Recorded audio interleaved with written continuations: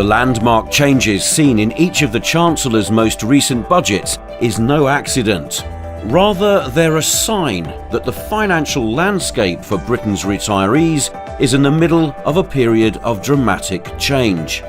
The world around us is moving at a remarkable rate, but one thing remains the same: our clients' need for high-quality professional advice and financial products that meet their goals for the future. We know that issues facing you are growing daily. You're part of an industry witnessing a new era of complexity in retirement saving. Tapered annual allowances, dividend changes, sunset clause, changes to lifetime and annual allowances.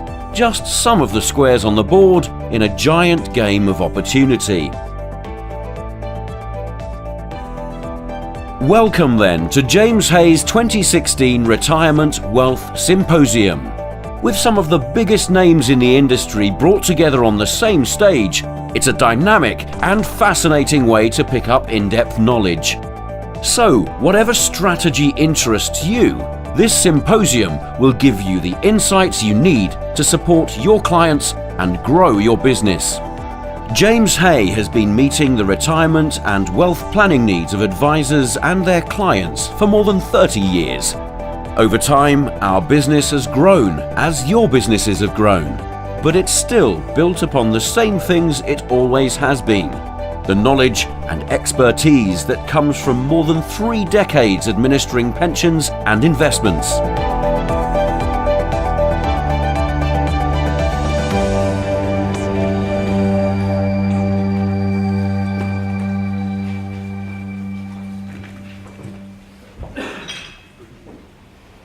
Well, good morning, ladies and gentlemen, and a huge welcome to this morning's James Hay Wealth Symposium.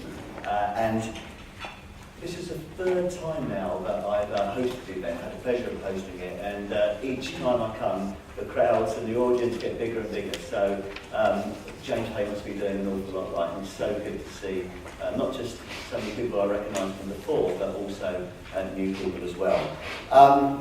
And certainly with all the issues platforms are having, it seems that at least one is getting it right. So congratulations to James Hay. I'd like to have a special welcome also to the 6 names you saw up there earlier, our asset management partners: Aberdeen Asset Management, Aviva Investors, Investec Asset Management, JP Morgan, Keynes Capital, and M&G Investments. Now, in my youth, I've spent many a time on a stand sitting out, and it can be really disconcerting if people are walking by and not sort of talking to you. So if you get the chance, please do talk to these guys and ladies. They've got a lot to offer, and they're very keen to hear from you as well and hear your issues and whether or not they can help you. So please go with their stands out there. And also, I'd like to say a special welcome to the special guests today, the 2 speakers, Tim Harford from the FT and Mark Paulson from Lancat. I've never heard Tim before. I'm really looking forward to hearing from him. I've heard Mark speak on a few occasions, and I've no doubt that you'll be thoroughly informed and entertained at the same time. Whilst I've got your attention, a few bits of housekeeping. There isn't meant to be a fire alarm, so if there is a fire alarm, please follow the exits there. Mobile phones, if you could have a quick check, just to check they're either off or they're on silent, that would be great. Most of the speakers aren't having Q&As. If for any reason they do underrun, I'll give you the nod and you can ask them a few questions. Our first speaker, Alistair, is going to, but he'll let you know. But just so you're aware, this is being filmed. There is a roaming microphone. So just so everyone can hear you, if you could just put your hand up, someone will find you that microphone, and we'll make sure that we can all hear it around the room as well. Catering going forward will be in the exhibition area, which you've just done. And please, if you can, I'll try and give you all due warning as to how long we've got at each break. If you can run to time, that'd be really appreciated, or I won't be asked to come back again. So that's my key job, really. Feedback forms are in your delegate pack. They're always really useful to try and improve these events. I see how this event has evolved over years, and a lot of that is down to feedback. So anything you can give on there would be greatly appreciated. And lastly, your certificate of attendance will be sent to you by email, so you don't have to grab it now. If we've got your email address, that will be sent to you. So we have a packed agenda this morning. Just to have a look through, you'll see there. Just having a look at some of the things. We start off, as you can see, with Alistair, the CEO of the Holy Grail, doing his Harrison Ford impression for those who are into your films. We're then going to move on to Shrenik Shah at JP Morgan. We're going to have a look at then pensions. Is the life in the old dog yet? I wonder whether we should actually, with that theme, whether or not we should actually be using the word pensions anymore. It does seem that it's all just about savings. So I wonder whether that will eventually actually get out of our word count. Then looking at Fiona Rowley from M&G, she's looking at security of income. Looking at the Square Mile website, 39% of searches that you advisors look on our website is looking for income. And when you think that less than 20% of funds are based around income, there's definitely a mismatch there. So really looking forward to hearing that bit as well. And then we move on to Mark Paulson, Jerome Noonan from Aviva Investors, looking at diversification of income. And then lastly, before the lunch break, Mark Paulson. So I very much hope you enjoy the morning. I wonder also whether we can get a better quote than we got last time I presented this in March. There was a guy, I think from Wired magazine, that said, what would you say to someone who'd been in a coma for 30 years? I thought it was a great quote. He said, in my pocket, I don't know if some of you remember this, but in my pocket I have something which can communicate with anyone, anywhere in the world. It has more technology in it than sent the man to the moon. And on top of that, any question that you have that you can possibly be answered, you can find out just by that piece of equipment in your pocket. And the man who'd been in the coma for 30 years said to him, well, what do you use it for? And he said, basically I use it for posting pictures of my cat and then trolling people I've never even met. So if we can get a better quote than that, that'd be brilliant. So, as touched on, James Hay seems to go from strength to strength, and I don't think it's a coincidence a lot of that growth has been since its CEO, Alistair Conway, joined the business. Alistair's going to explore how to create clients of the future, give some feedback on the work to date he's done and his team has done, and also give you the opportunity to have your say as well. So without further ado, I'd like to hand over to Alistair. Thank you.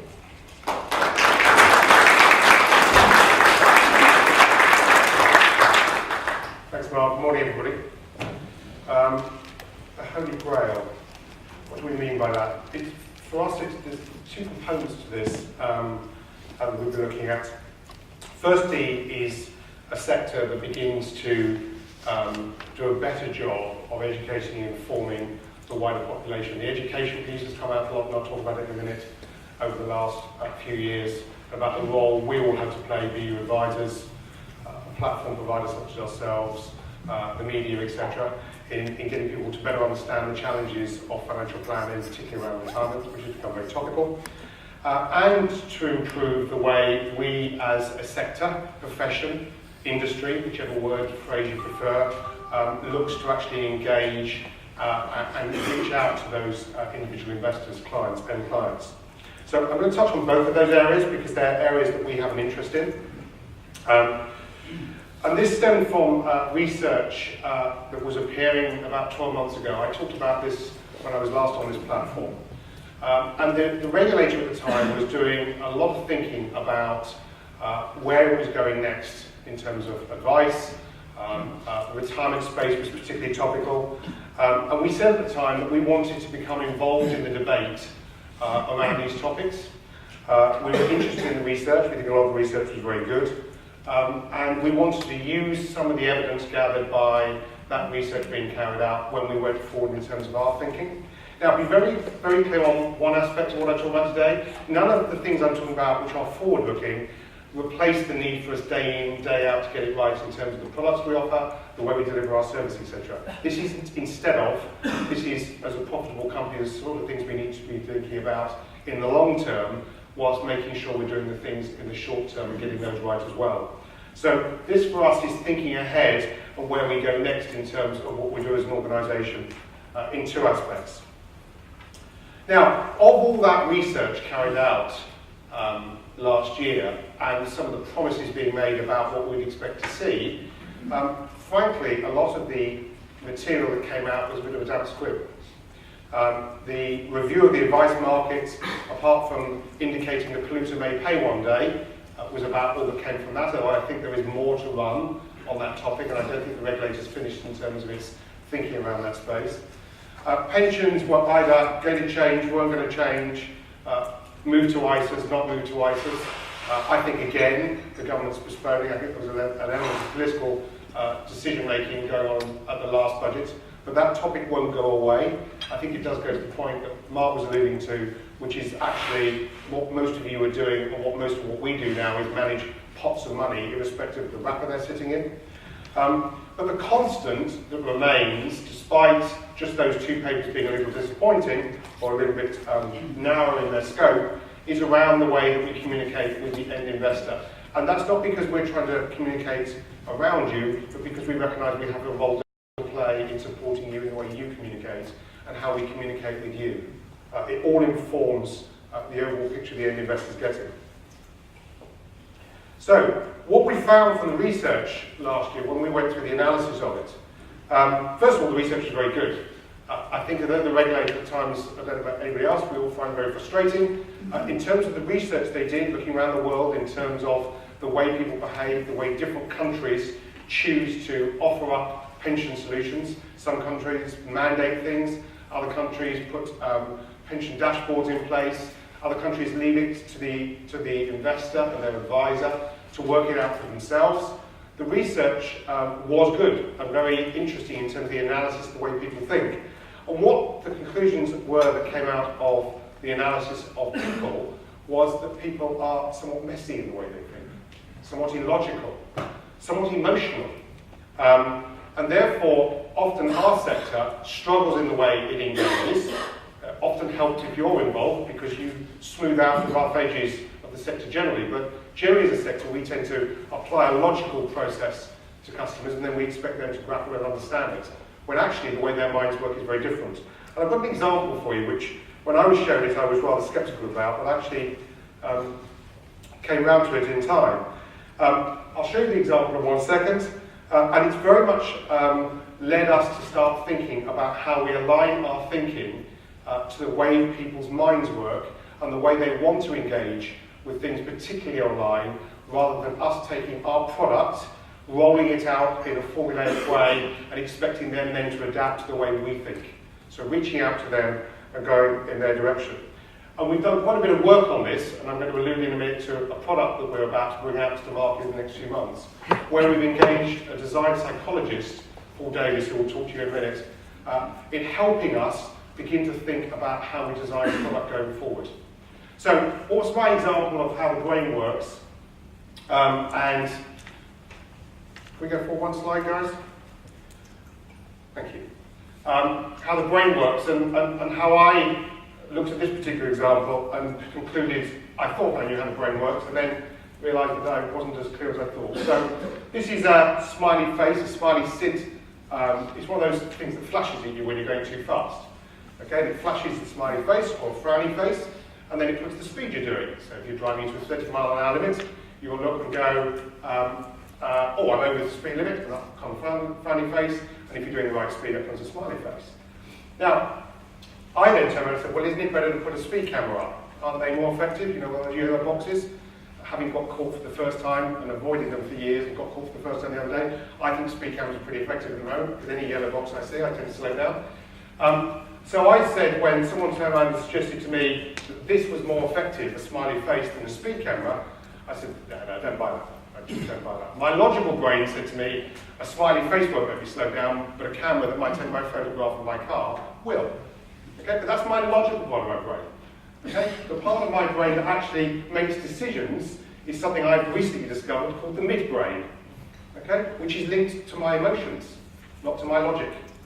So actually the facts are that the smiley face costs half as much and is twice as effective in terms of reducing accidents. So whilst we would all like to pump out the numbers or put up the camera, a little smiley face there is far more effective, which again helped stimulate and was part of it. It wasn't the only reason we made the decision, but it was a good example about how actually we choose to react to things and how as an industry we tend to push out the facts rather than react to the way the brain works.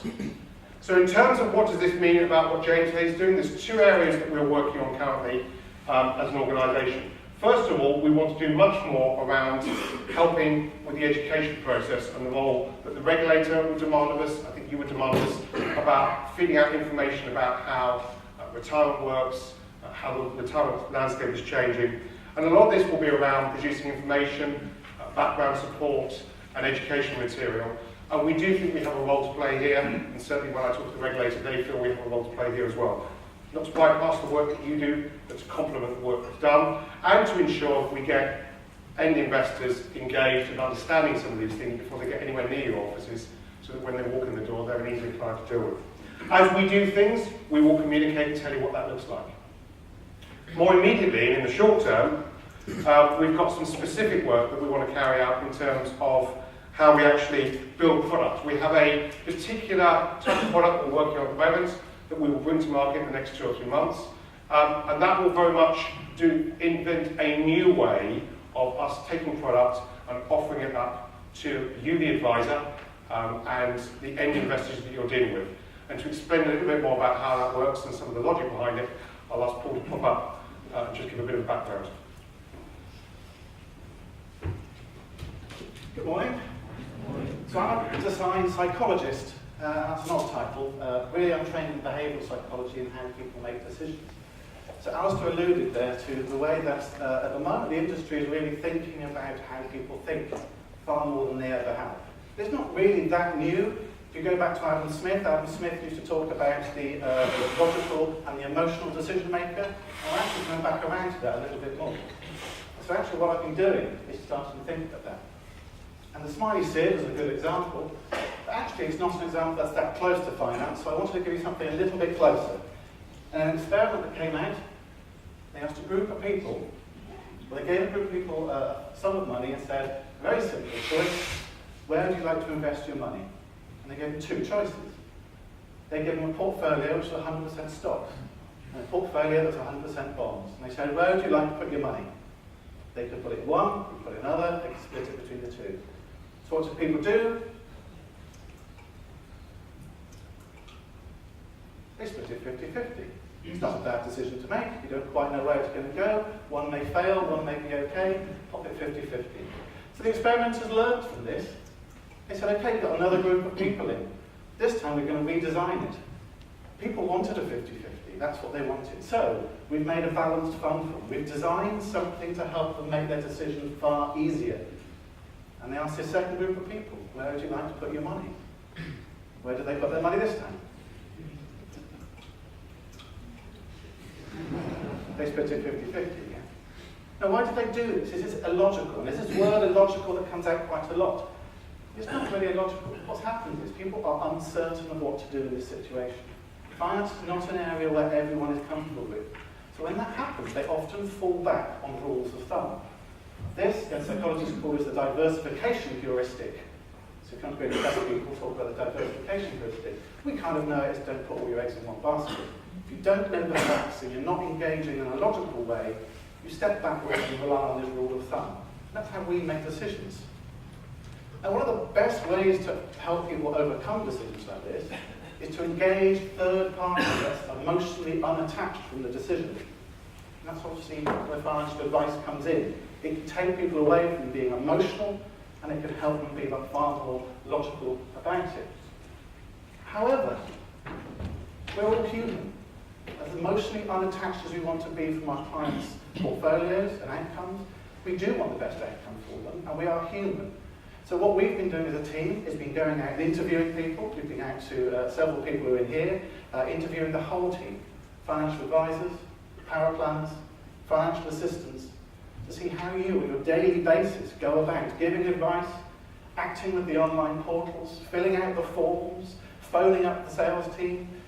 What's your engagement with James Hay? How can we make that better? How can we make it so that each individual way that your team works can fit into a flexible process that we're going to build? And as Alistair was alluding to, we have started to build this. We started to build every process, from even simple things like how the forms or how the process works online, to make sure that it makes your teams easy to do it, and you don't have to keep phoning up asking for things all the time. That's what we want to do. And it's not an end process. We're going to launch something later this year, and then we're going to continue to talk to you, because we want to see how it works. We want to see how your teams are behaving to it, how the financial assistants are dealing with it. Are there any things, and we found this quite a lot, the teams have workarounds that they do themselves, which is quite unique to that particular organisation, that they say, well, we do this, and we stick this little post-it on so-and-so, that helps our customers. We're learning from all of these things and helping to get it online. And that's psychology, and that's psychology helping the financial advisors and all the teams get a better customer outcome. And Alistair will say later, we're going to be launching something later this year, and then another thing, and it will grow into this area where actually we're not just helping customers make decisions themselves, we're helping you to help your customers as well. And that's kind of my job, and I've been doing that over the last 3 months, and I'll be continuing to do that over the next few weeks and months as well. So I'll hand back to Alistair. Thanks, Paul.